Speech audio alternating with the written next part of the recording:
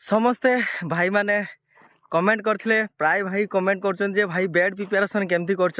ତ ମୋ କ୍ଷେତ ଆପଣମାନେ ଦେଖିପାରୁଥିବେ। ଏ କ୍ଷେତ ବର୍ତ୍ତମାନ ଆମେ ପ୍ରିପାରେସନ୍ କରୁଛୁ। ଏଥିରେ ଆମର ଟମାଟୋ ଲାଗିବ। ତ ସେଥିପାଇଁ ଆମେ ପ୍ରିପାରେସନ୍ କରୁଛୁ। ପ୍ରଥମେ ତ ଆପଣମାନେ ଦେଖିପାରୁଥିବେ ଏଇ ଯେଉଁ ବେଡ୍ ବନା ହେଇଛି, ହାଲକା ବେଡ୍ ବନା ହେଉଛି। ଆପଣଙ୍କୁ ବ୍ୟାକ୍ କ୍ୟାମେରାରେ ଦେଖାଉଛି। ତ ଆପଣମାନେ ଦେଖିପାରୁଥିବେ ଇଏ ଯେଉଁ ହାଲକା ବେଡ୍ ବର୍ତ୍ତମାନ ବନା ହେଇଛି ପୁରା ଦୁଇ ପଟରୁ ମାତ୍ର ଗୋଟେ ଗୋଟେ କୋଦାଳରେ ମାନେ କୋଡ଼ିରେ ମାଟି ଟେକା ହେଇଛି।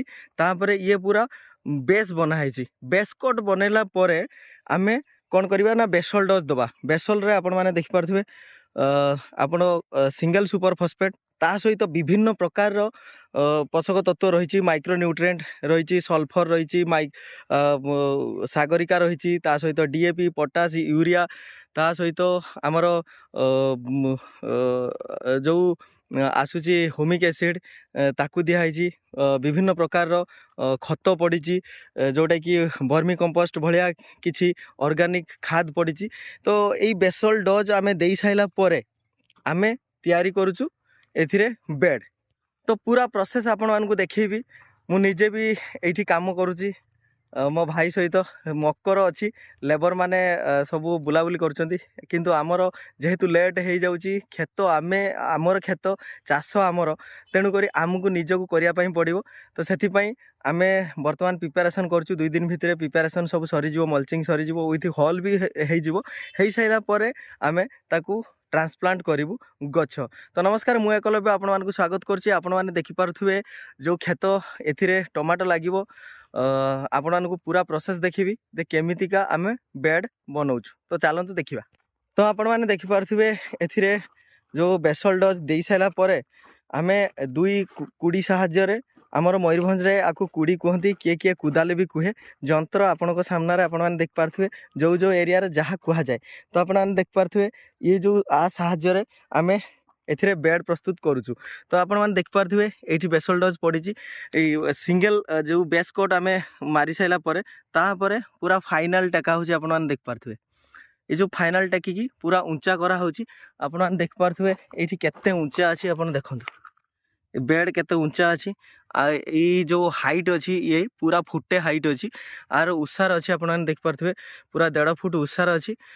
ଦେଖିପାରୁଥିବେ ତ 1.5 ଫୁଟ ଉଷାର ଆଉ ଫୁଟେ ହାଇଟ୍। ଏଥିରେ ଆମର କ'ଣ ହେଲା ନା ଆମର 4 ଫୁଟିଆ ମଲ୍ଚିଂ ପଡ଼ିବ। ତ 1.5 ଫୁଟ ଏପଟର ଫୁଟେ 2 ଫୁଟ, ତାମାନେ କେତେ ହେଲା ଆପଣଙ୍କର 3.5 ଫୁଟ। ଯଦି 4 ଫୁଟିଆ ମଲ୍ଚିଂ ପକାଉଛୁ ତାହେଲେ ଆଉ 6 ଇଞ୍ଚ ରହିବ ତାକୁ ପୋତିବା ପାଇଁ। ତ 3 ଇଞ୍ଚ ଏପଟ ସେପଟ 3 ଇଞ୍ଚ ଆମର ପୋତା ଯିବ ମାଟି, ଯାହାଫଳରେ କି ପବନ ହେଲେ ମଲ୍ଚିଂକୁ ଉଡ଼େଇକି ନେବ ନାହିଁ। ତ ଏ ସାଇଡ଼୍ରେ ବି ଆପଣମାନେ ଦେଖିପାରୁଥିବେ, ଏ ସାଇଡ଼୍ରେ ବି ଆମର ପୁରା ବେସଲ୍ ଡୋଜ୍ ପଡ଼ିଯାଇଛି। ଏଥିରେ ସିଙ୍ଗଲ ବେସ୍ କୋଟ୍ ମରା ହେଇଛି। ଗୋଟେ କୁଡ଼ି ମାଟି ଟେକା ହେଇଛି ଉପରକୁ। ତ ବେସ୍ ବନେଇ ସାରିଲା ପରେ ଆପଣ ବନାନ୍ତୁ, ବେସଲ୍ ଡୋଜ୍ ପକାନ୍ତୁ। ବେସଲ୍ ଡୋଜ୍ ପକାଇ ସାରିଲା ପରେ ଆପଣ ଫାଇନାଲ୍ ଆପଣମାନେ ଦେଖିପାରୁଥିବେ ଏମିତିକା ଫାଇନାଲ୍ ମାଟି ଟେକିବେ। ତ ଯେତିକି ଆବଶ୍ୟକ ମାତ୍ର ମଝିରେ ଅଳ୍ପ ଟିକେ ମାଟି ରଖନ୍ତୁ। ତାପରେ ଆପଣମାନେ ମାଟି ଆଉ ସବୁ ଟେକି ଦିଅନ୍ତୁ। ଯେଉଁ ମାଟିଟା ରହିବ ସେଇଟା ମଲ୍ଚିଂ ଉପରକୁ ଯିବ। ତ ଏମିତିକା ବନେଇବେ। ପୁରା 2 ଜଣ ନିହାତି ଦରକାର 2 ପଟରୁ ମାଟି ଟେକିବା ପାଇଁ। ମାଟି 2 ପଟରୁ ଟେକିଲେ ପୁରା ସେମ୍ରେ ଆମର ଚାଲିବ ଯେଉଁ ବେଡ୍ ବନିବ।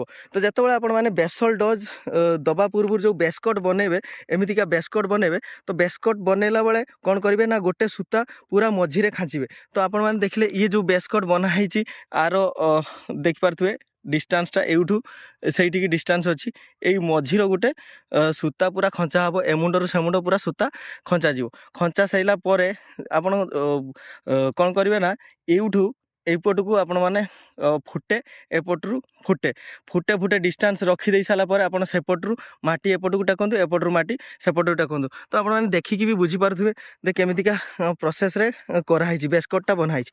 ବେସ୍ କୋଟ୍ ହେଉଛି ମୂଳ ଜିନିଷ ବେଡ୍ ବନେଇବାର। ଯଦି ବେସ୍ କୋଟ୍ ଆପଣମାନେ ଠିକ୍ ଭାବରେ ବନେଇ ଦେଉଛନ୍ତି, ତାପରେ ଆପଣଙ୍କର ବେସଲ୍ ଡୋଜ୍ ଦେବେ। ବେସଲ୍ ଡୋଜ୍ରେ ଆପଣ ପ୍ରଥମେ ତ ଆପଣମାନେ DAP ଦିଅନ୍ତୁ, ତାପରେ ପଟାସ୍ ଦିଅନ୍ତୁ। ଯଦି ଖରା ସିଜନ୍ରେ ଚାଷ କରୁଛନ୍ତି ତାହେଲେ ନାଇଟ୍ରୋଜେନ୍ର ଆବଶ୍ୟକତା ରହିଛି, ତେଣୁକରି ୟୁରିଆ ଦିଅନ୍ତୁ।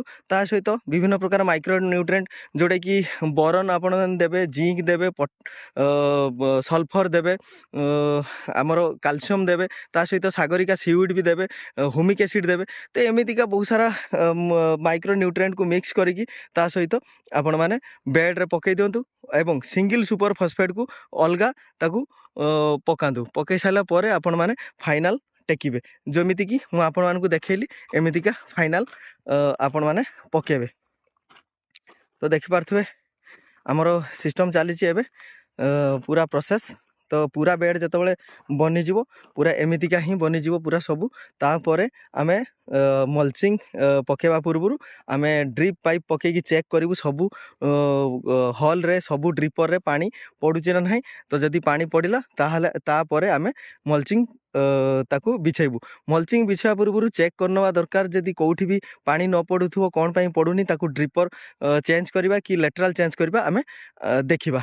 तेणु आपण माने सबु बेले बेड एई टाइप रे बनातु आपन को कोनोसी प्रकार प्रॉब्लम आसीबो नाही। आ बेड पूरा बहुत सुंदर भाव रे बेड बनिउ। आ पूरा फाइनल जते बेले टेकी देबी तापर आपण मानकु देखेबी एथिरे कोन हेची कोन नाही। फाइनली बेड प्रिपरेशन सरी छि। तापर आमे ड्रिप पाइप पकई दिजु। पकई दे साला पर आमे चेक करछु वर्तमान पानी भलो भाव रे चाली छि ना नाही, सबु ड्रिपर रे पानी चाली छि ना नाही। तो सेथि पई आमे चेक करछु। चेक कर साला पर हमर मल्चिंग बिछा हबो। तो आपन देख पारछे ड्रिप रे पानी भलो भाव रे चालछि। आमे जतबेले ड्रिप रे पानी चेक करू सेतबेले कम प्रेशर रे पानी चले कि आमे चेक करू काहे ना कम प्रेशर पानी रे चालू छि ना नाही। सेति पई आ गुटे प्लॉट को पानी आमे खुली थाउ। तो खुली कि आमे कम प्रेशर पानी रे आमे चेक करू जे पानी भलो भाव रे चालछि ना नाही। तो आपण देख पारथे टपक टपक पानी पूरा भलो भाव रे चाली छि आ बहुत स्पीड रे भी चाली छि। ताहले हमर ड्रिपर ठीक अछि। तो ए भलिया आपण ने सब बेले मल्चिंग बिछा पूर्वरु चेक कर देबे जे पानी ठीक ठाक चली कि नहीं सबू ड्रिपर रे। तो आपण देख पारे केमतिका ठप ठप पड़ुची पूरा पानी एमतिका पूरा सीधा चलची। पानी किसी समय पूरा चलो केते बाट पर्यंत भिजुची आमे चेक कर सारा पर मल्चिंग पकेबा। नहले मल्चिंग थरे पके साइला परे ता भितर कौन होची कौन नाही किछि भी जना पड़िबो नाही। सेति पई हमकु चेक करिया पई पड़िबो जे पानी ठीक ठाक चली ना नहीं। तो फाइनाली जो आपण मानकु खेत देखई थी कि बेड प्रिपरेशन होइथिला कि मल्चिंग पकेबार थिला तो सब किछि ऑलरेडी सरी सारछि आ गछ भी ट्रांसप्लांट हो सारछि। तो आपण मानकु देखैबी केमती कोन गछ लागिछि आ कहबी जे डिस्टेंस केते अछि गछ टू गछ आ हमर जो बेड टू बेड सब किछि देखिबा जानिबा। तो आपण मैंने देखिपे जो गछ पूरा ऑलरेडी ट्रांसप्लांट होगी आज की 10 दिन हो गलानी।